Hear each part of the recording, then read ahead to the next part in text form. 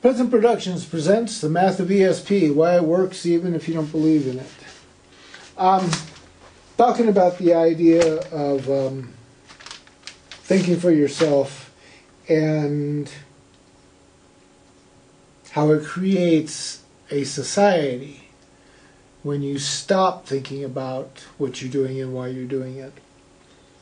I'm down here in Mexico, and I'm in a saint town, a town that, you know, it has a Vatican-declared saint, Lucy, La Señorita de San Juan de los Lagos, is Vatican-approved.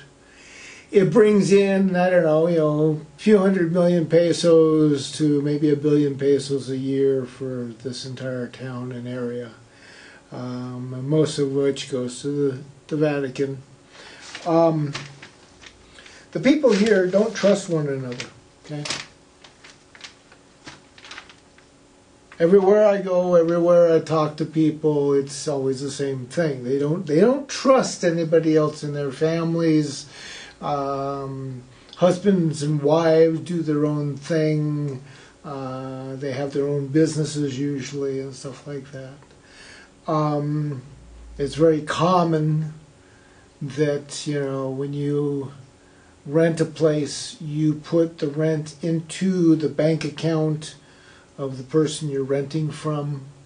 In my case, this apartment I'm in, the guy lives in the United States, so I directly deposit to his bank account for him in the United States. When I was in the previous place, the woman that I actually rented from, I either put it directly into her hands, or when she was out of the country, I put it directly into her bank account. I was specifically told to never give it to her daughters, to her grandchildren, to anybody else, by her. She did not trust her own daughter to collect my rent and give it to her. She wouldn't care that her daughter stole it from me. She would care that her daughter wouldn't give it to her. Okay, and therefore I may not pay my rent. Okay, or she wouldn't get paid for it. You know, and I might call the police on her, and she wasn't legally verified to be renting or something like that. I'm not totally aware of all of it. All I know is that they were very scared of the police themselves. They caused me some troubles and havoc. They turned off my electricity for like 8-9 days, and at one point in time, one of the other tenants there was arrested, and I came walking up, and there was literally like 5 or 6 police standing right there, and I had not paid my rent because my electricity was not turned on. And the daughter shook her head at the police and said, no, there's no problem with that guy, and walked away very quickly. She didn't want to argue about me and my situation with the police. So they are afraid of the police themselves. The people here, you know, like I said, there's a lot of problems. Even in the situation that I'm in argument with the gods about a young lady in this town, apparently she asked something of the Dios El Cristo and of the Santos, La Señorita, to, you know, grant her some kind of passage out of the horrors of living in this town, or something like that. I don't know exactly how it is. I just know that I'm being basically told that I have to deal with it, and somehow I have to be nice to this young lady and give her a chance to talk to me. If she doesn't respect me as a human being, I don't have to give in. I'm not being held in a disrespectful manner in that sense. The gods aren't going to subject me to being a slave to the young lady. But the situation is that I have been informed that, you know, part of the issue of my not being able to get out of here when I thought I was is because I have to grant this young lady audience to talk to me. But she, and it was visible to me, she was put in the position where she was not allowed to talk to me, and she was told to tell me lies by the parents, and she wasn't happy with that. She wasn't, she wasn't willing to face me and tell me what was going on. But she's also not happy with the fact that, whatever friendship she thought she was going to have with me is now very much in jeopardy because I have simply walked away from that whole entire circus act. Now, you look at the people here and the issues and the problem they have and how they don't trust one another and family members don't trust family members and all. And then you compare that with me and my son. My son was taken from me in 2003. The United States government gave the mother permission to leave the state with my child, to hide my child from me. Now, if you read United States law and California law, that is a direct act of child abuse. That is a direct act of spousal abuse. That is a direct act of domestic violence. Okay? So the United States sponsored violence against me, violence against my son. In 2014, my son talked to me for the first time. 11 years without being able to talk to me.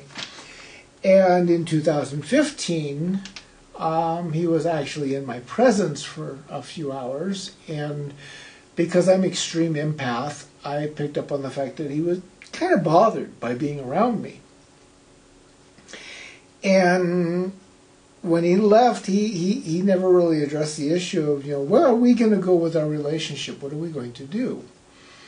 And after several times trying to contact him and talk to him about stuff and get him to, to open up some kind of dialogue, I finally got quite pissed off. I told him flat out, look, kid, you are not going to do what your mother did, which is, what Leonard does, is tell me to go sit in the corner and do nothing and twiddle my thumbs until you're ready for me to do something for you.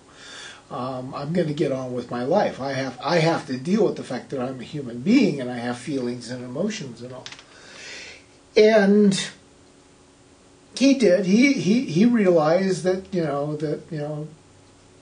Dad was an honest person and has always been honest and has always accepted him challenging me. He grew up knowing that he could challenge me on anything at any time, and I would deal with it logically.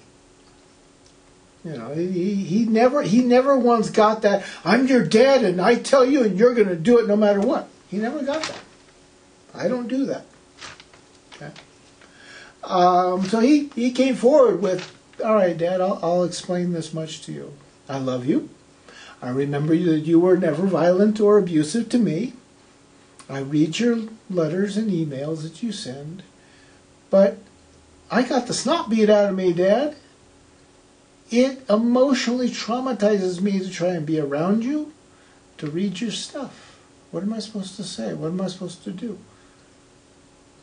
Okay, fine. I'll tell you what. I will send you emails. I will write you. I will, converse with you. You're not obligated to converse back to me unless I absolutely have to have some kind of answer on something. But other than that, I will continue to write you and keep you informed of where I am. You talk to me when you feel like it.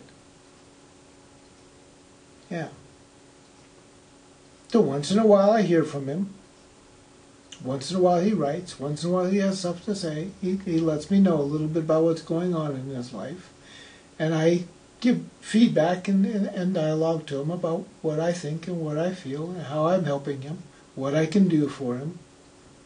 I don't call him an idiot or an asshole or a jerk. I don't think that he's bad or anything like that. And who knows? Maybe if we have enough time in 30 or 40 years from now, he will relax enough to be able to be around me. But we still trust each other, and that's the difference. We may not be able to be in the same room, but at least we can still trust each other. Your Bibles don't teach that. You know, this good old book, like I said, you know, it's the cause of war everywhere you go. It starts out by telling you that you are damned. You are a piece of crud the moment you are born. Like I said, how do you prove that your Pope is any cleaner than when he was born? You don't. So your whole religion is based on the idea of teaching bad manners. Everywhere you go in Mexico, people are quite open about the fact that they bribe people and they cheat people and they steal from people. A town that has a saint, and all they can do is think about how they're going to steal. I have been in tourist towns, so I'm well aware, of what it's like to live in a tourist town, and here goes another bus. Hey, come on off, empty your pockets, put all your money in my hands, and get back on your bus and get out of town. But they're tourist town. This is a pilgrim town. This is a town that has a saint in it. And they treat people the same way. Come here, give us your money, and get the frick out of town. We're special. We got a saint. We can act dirty because we got a saint. Really? You aren't disgracing your God by being that way. You aren't disgracing your saint by being that way. It's like I say, thou shalt not lie, one of the 10 Commandments. How many times do your preachers lie? How many times do you people lie? How many times do you walk around and do the wrong thing for the wrong reasons? Thou shalt not covet thy neighbor's goods. How many places has, all of Latin America is called Latin America because the Vatican came in and coveted the lands of somebody else. The Bible and the 4 religions, Jews, Christians, Catholics, and Muslims, run around the world claiming that they own everything. Their God gave them the right to own everything. They can't prove it any other way than by killing and enslaving and murdering and hurting and you name it. Being flat out disgusting. So yeah, like I said, why it works even if you don't believe in it. What have you done? The absolute. You lie, cheat, and steal. You teach lie, cheating, and stealing. You've got a world that's lie, cheating, and stealing. You created the devil yourself. You made the devil. You worship the devil. Why it works even if you don't believe in it. Yeah. 100% factual evidence, isn't it? And like I say, you read Revelations. What is it? You lie, cheat, and steal. You worship the physical world. And you piss on the spiritual world. So the gods get pissed off. Yeah.